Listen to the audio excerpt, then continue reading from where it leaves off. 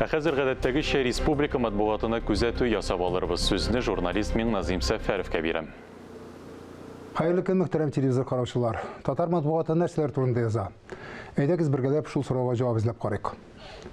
Барып чыкканбыз икән. Татарстан президенты каршындагы куркынычсызлык советында зур борчылу тудырган проблема завод-фабрикаларга, предприятиеләргә эшче куллар җитмәү турында ишеткәч, әнә шулай диясе килә. Ватан Татарстан газетасы бу уңайдан әлеге совет утырышыннан язма бастырган. Мәгълүм спектакльдәге бибинең үзләре җүнләп аңлата белмиләр дә, аннары мине ачуланалар сүзләре искә төшә бу уңайдан. Чынында, әле кайчан гына гөрләп эшләгән предприятиеләрдән ашыга хезмәткәрләрне кыскарткан иделәр. Кая барырга белмәгән бер дигән эшче куллар я базарга әйбер сатарга чыкты, я барысына да кул селтәп сала башлады. Билгеле инде, андыйларның балалары әти-әниләрнең хатасын кабатламас өчен барысын да эшләде.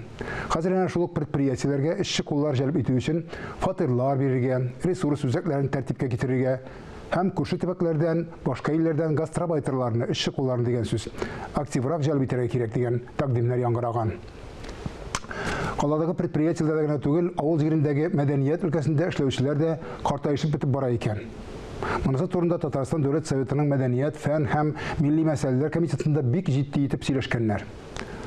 Аз акчага риза булган буынга алмаш килми икән шул авыл җирендә дә.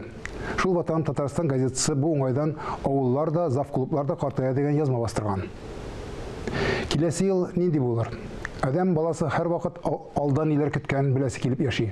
Үзенең чынга ашкан фаразлары белән танылган каләмиясе Рәшит Фәтхрахмановның «Караңгылык таң алдыннан кичәгә» дигән язмасы да укучыларга кызыксыну яткандыр дип уйларга кирәк.